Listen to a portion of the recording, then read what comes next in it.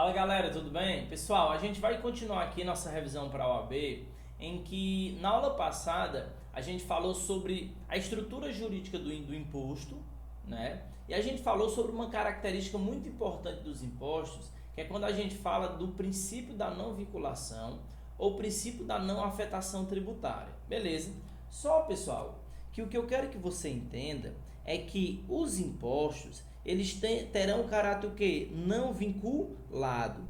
Já as taxas, tá? Que também são espécies tributárias, são tributos cuja arrecadação, a taxa, pessoal, é um tributo de natureza o quê? Vinculada. Então, olhe a diferença notória, pessoal, que existe entre a taxa e os impostos. Os impostos são tributos de natureza o quê? Não vinculadas. Já as taxas, pessoal, são tributos de natureza o quê? Vinculada. De maneira que, pessoal, todo o dinheiro arrecadado com a taxa será destinado para uma finalidade o quê? Específica. Quando a gente fala que taxa, pessoal, tem natureza vinculada, eu quero que você entenda que todo o dinheiro arrecadado com a taxa será destinado a um fim, a uma finalidade específica. Beleza? Outro detalhe, pessoal, em relação à taxa, é quais serão as situações em que ocorrerá o fato gerador da taxa. Pessoal, são duas situações em que ocorrerá a prestação ou a cobrança de taxa. Pessoal, a execução de serviço público de natureza específico e indivisível. Então, toda vez que o ente público ele prestar um serviço, pessoal, ele prestar um serviço e esse serviço ele for de natureza pública, ele for de natureza específica e for de natureza divisível, nessas três situações, ou seja, se o serviço ele for de natureza pública, se ele for de natureza específica e se ele for de natureza divisível, aí sim ocorrerá o fato gerador de taxa. Esse é o primeiro fato gerador, pessoal, em que você terá a ocorrência de taxa. O segundo fato gerador, pessoal, é quando você tem o exercício do poder de polícia. O exercício de poder de polícia administrativa. Professor, me dê um exemplo desse exercício de poder de polícia administrativa. Galera, por exemplo, digamos que você vai construir um imóvel público, você vai construir um imóvel.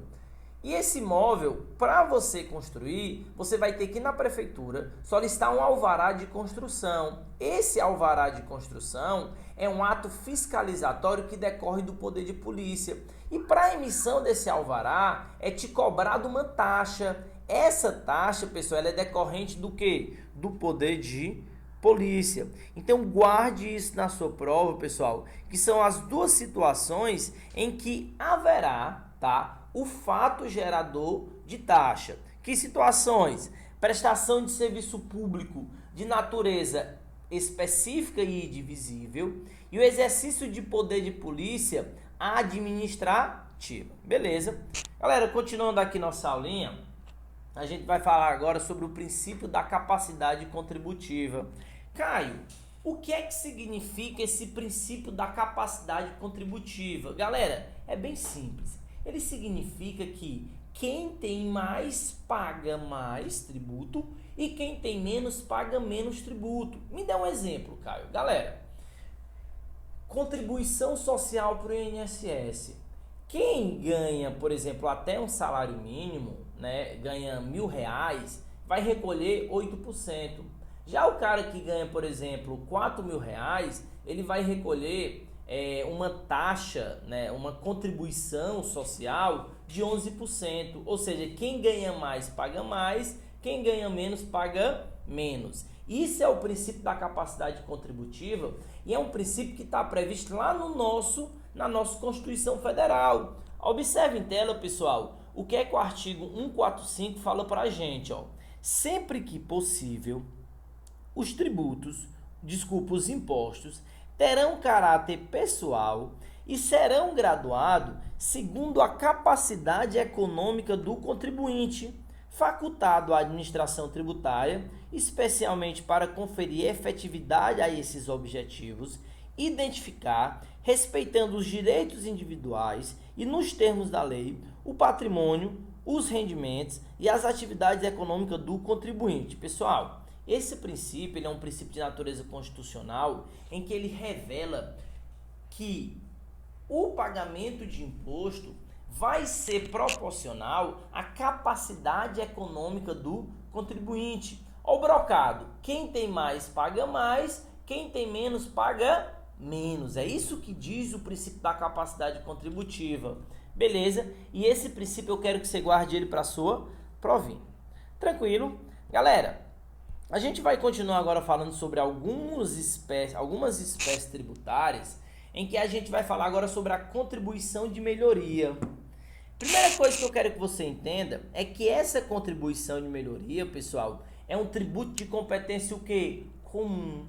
Caio, o que é um tributo de competência comum? Galera, um tributo de competência comum é um tributo que ele pode ser instituído por qualquer ente político. Por exemplo, a contribuição de melhoria pode ser instituída pela União, pelo Estado, pelo Distrito Federal e por qualquer município. Observa, pessoal, em tela, o que é que o artigo 145 fala para a gente. A União, os estados, o Distrito Federal e os municípios poderão instituir os seguintes tributos: contribuição de melhoria decorrente de obra pública. Pessoal, esse inciso 3 do 145 traz para a gente dois elementos muito importantes da contribuição de melhoria. O primeiro elemento, pessoal, é que esse tributo é um tributo que a gente chama de natureza o quê? Comum. Por que comum, Caio? Porque ele pode ser instituído por qualquer ente político.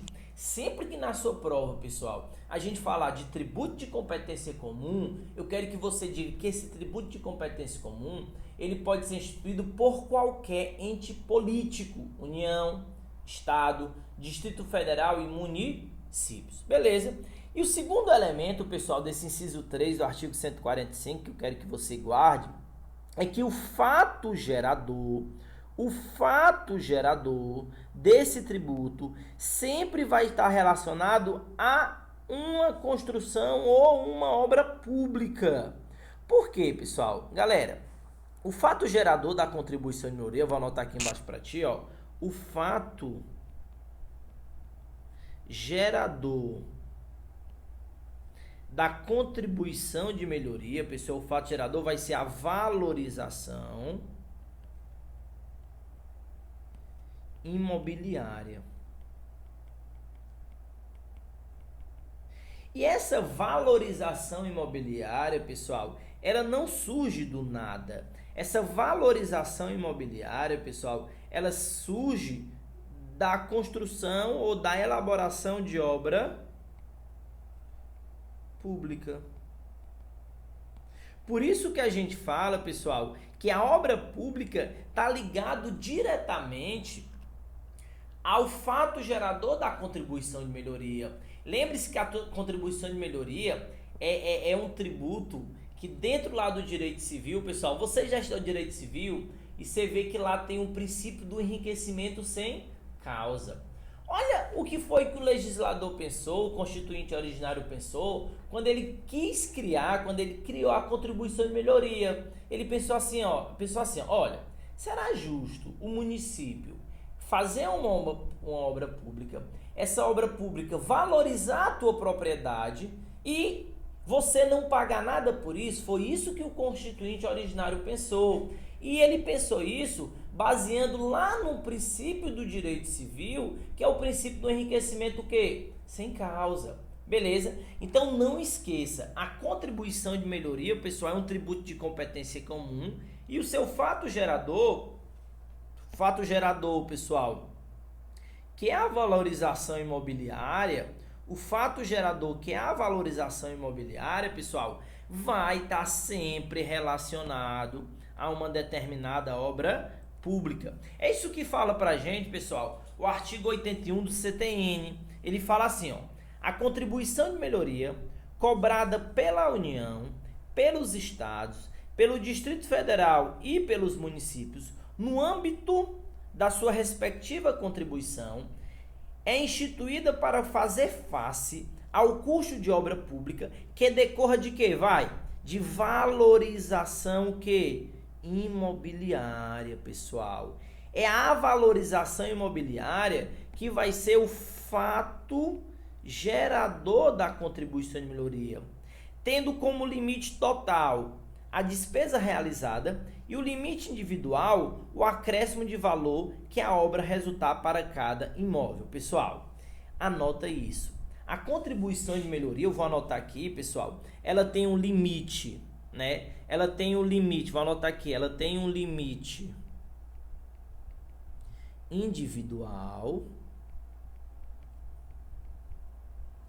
e ela tem um limite total. Pessoal, esse limite individual vai ser o total da valorização imobiliária. Esse é o limite o quê? Total. O limite individual, desculpa. E o limite total vai ser o somatório de gasto público.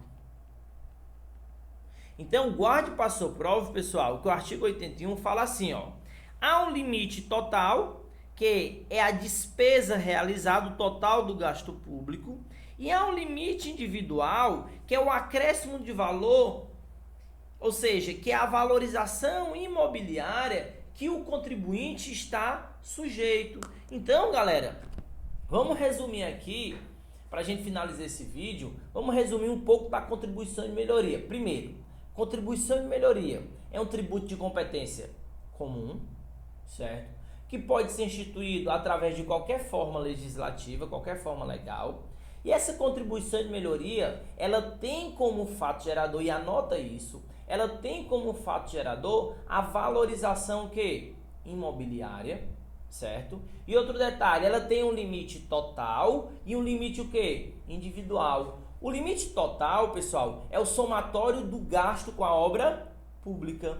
E o limite individual é o quanto o imóvel ele foi o que? Valorizado. Beleza? Então, galera, a gente vai finalizar esse vídeo. Aguarde os próximos módulos em que a gente vai continuar essa revisão de tributário. Beleza? Então, valeu, galera. Até mais e valeu!